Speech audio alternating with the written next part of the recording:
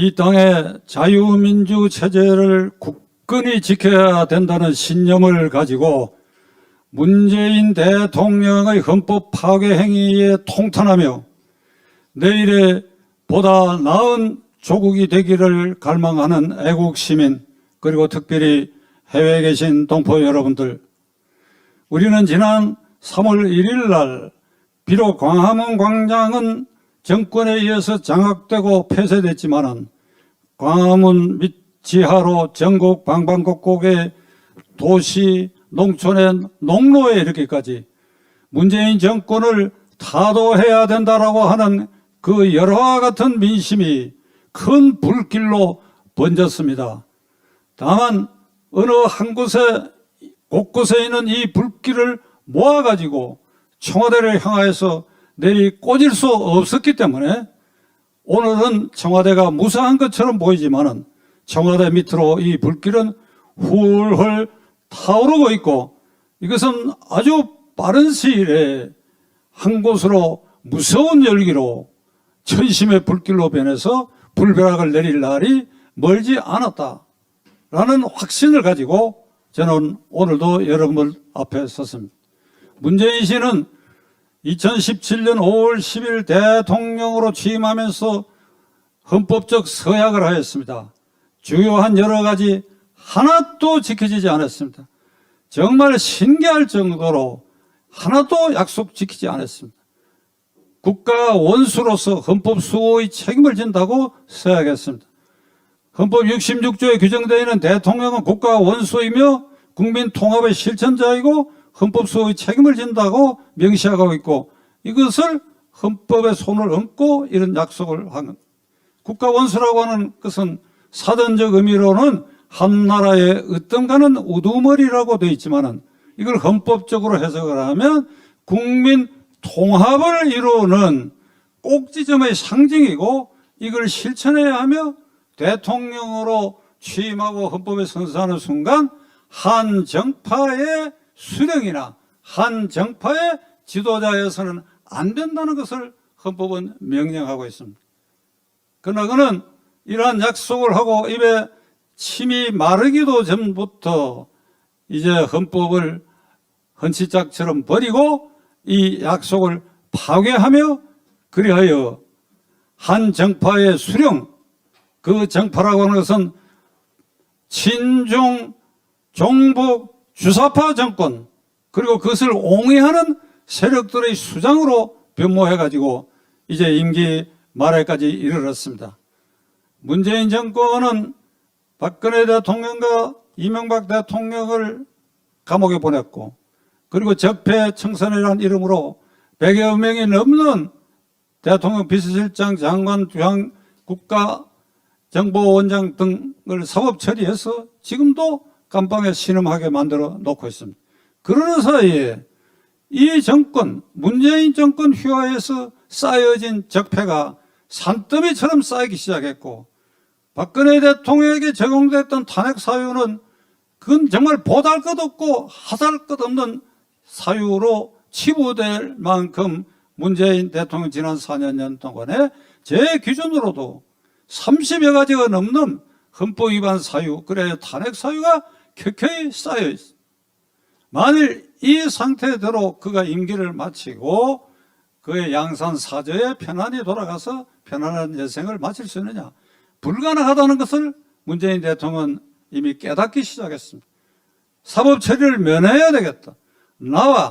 나를 대통령으로 옹이한 이 주사파 주체 세력들의 안전도 도모하기 위해서 우선은 검찰의 칼날을 피해야 되겠다. 총수 윤석열을 쫓아내야 되겠다. 지난 1년 동안 추미애를 앞세워가지고 우리 헌정사상, 그리고 사법사상, 검찰사상 없는 일을 해냈습니다. 징계에 회부하지 않나, 직무를 정지하지 않나, 그리고 검찰총장을 검찰청 청사에 새 창살에 완전히 가두어 놔버렸어요. 6명인가 7명인가의 대검찰청의 부장들, 검사장급 총장의 참모들을 한 사람 빼고는 검찰총장을 징계에 회부하는 편에 섰던 윤석열을 쫓아내는 주구들이 그 주위를 감싸는 참모 조직을 만들어놨어. 이번에 그가 다소 급작스럽게 그 자리를 떠나게 된 것도 박범계 법무부 장관에게 내 임기가 끝날 때 얼마 남지 않았지만 그때만이라도 대검찰청의 검찰총장 참모만은 내가 반대하지 않을 사람으로 좀 써달라. 근데 이게 일격에 거부당했어.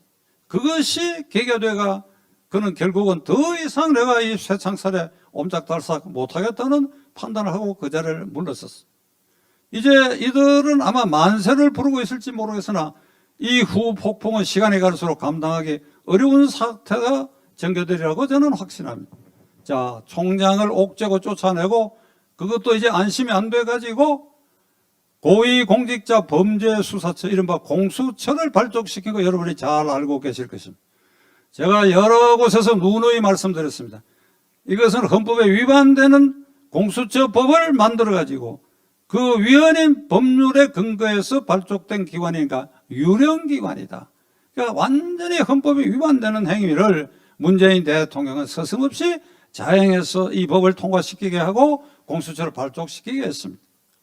히틀러는 의회로 하여금 수권법이라도 만들어가지고 그래서 그 수권법에 근거하고 이렇게 자기가 독재를 행했지만은 문재인 대통령은 국회로 하여금 국회가 위헌인 법률을 만들게 해가지고 그 법률로 지금 독재를 하고 있으니까 그 독재의 수법이 히틀러보다도 훨씬 더 악랄하다.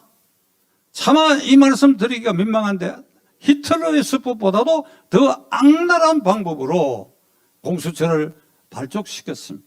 그런데 이것도 이제 모자라가지고 검찰을 완전히 수사권을 뿌리채 뽑기 위해서 윤석열 총장의 말대로 하면 포크레인으로 검찰 청사를 완전히 파헤쳐가지고 검사들을 전부 쫓아내듯이 수사권을 완전히 박탈해버렸다. 공수처가 발족돼가지고 그래야 그나마 검찰에 수사하고 있던 모든 권력 중에 상당 부분을 떼어갖고 그리고 판사, 검사까지 공수처의 칼날 위에 세워놓고 이것도 안심이 안 되니까 이번에는 그나마 남아있던 검찰의 수사 대상 뇌물사건, 정권금융사건, 선거사범 등 6대 범죄 수사를 그 권한마저도 완전히 빼앗는 중대범죄수사처를 지금 발의하려고 한 것이 이것이 계기가 되고 윤석열 총장도 결국 물러설 수밖에 없었는데 이 법도 이 법의 초안도 명백히 헌법에 위반되는 것입니다. 따라서 문재인 대통령과 그 측근 실세들은 이중삼중으로 이 정권 남은 기간 그리고 퇴임 후에도 사법적 안전을 도모하기 위해서 이와 같이 하늘과 땅도 진노하고 히틀러도 저리 가라 할 만큼 악랄한 방법으로 위헌적인 법률을 만들고 검찰의 수사권을 빼앗았다. 그래서 윤석열 총장은 이렇게 절규했습니다. 이제 이 법까지 통과되게 되면 검찰 수사는 완전히 박탈된다. 검수완박. 검찰 수사권은 완전히 박탈된다. 그렇게 되면 어떻게 되느냐? 이 나라는 부패 부정의 부패공화국으로 전환되게 될 것이다. 그러니까 부패 완판, 부패가 완전히 판을 치는 세상이 될 것이다. 이런 말을 남기고 그는 검찰을 떠났습니다.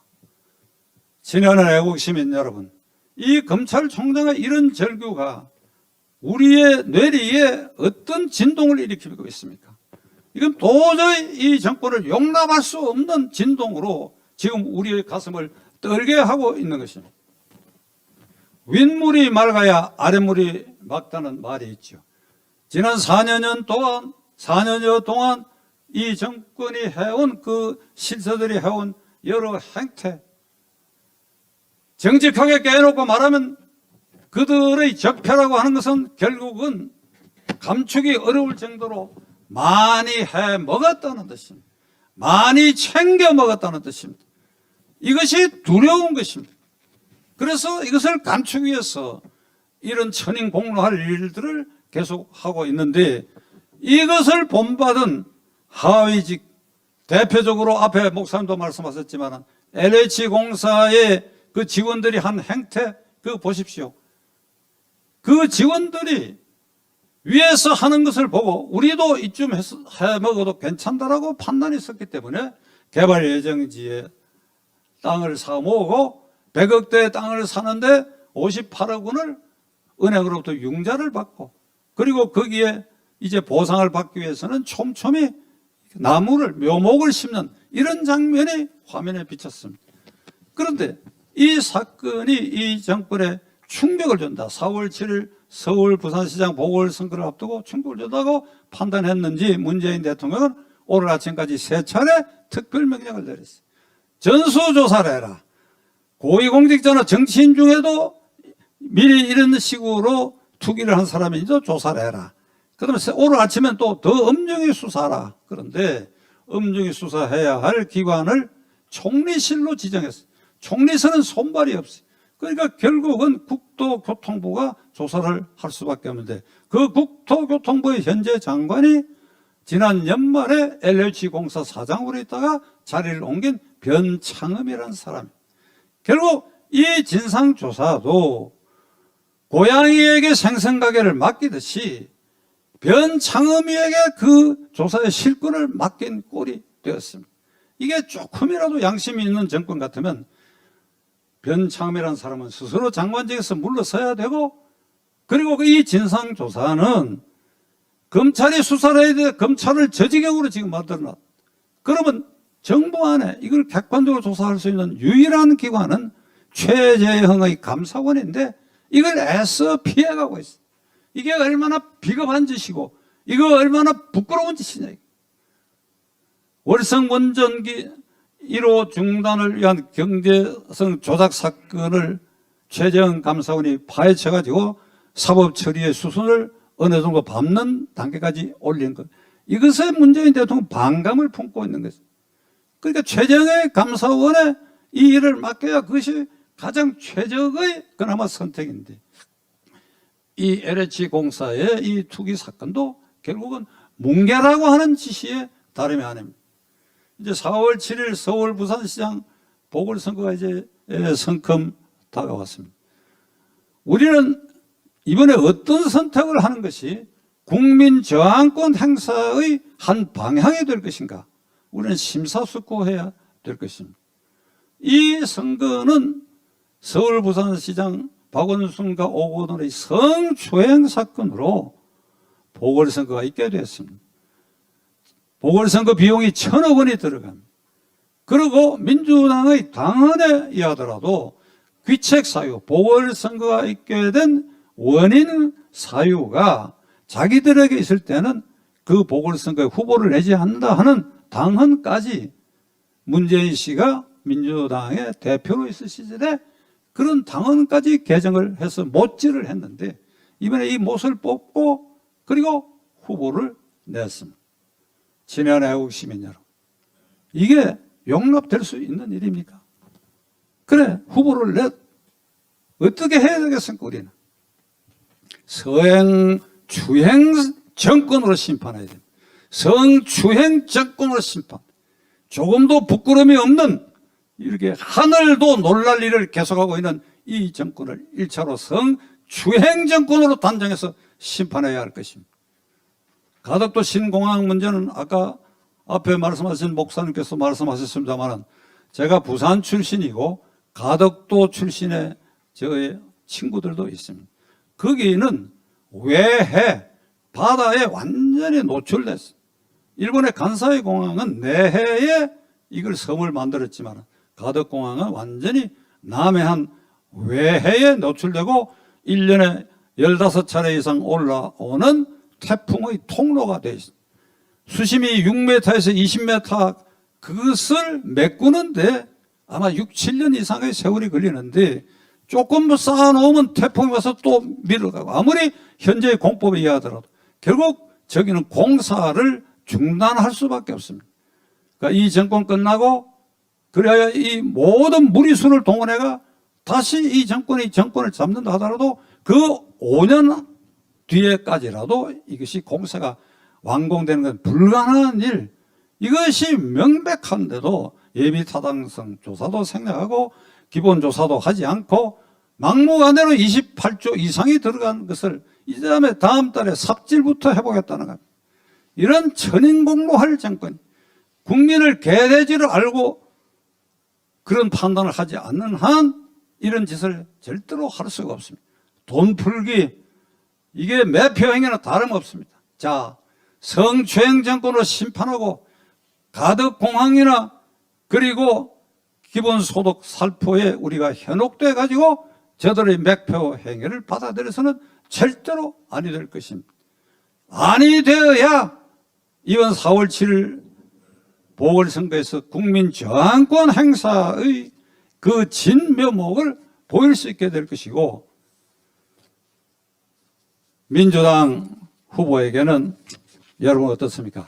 한 표도 안 주는 방법이 없겠습니까?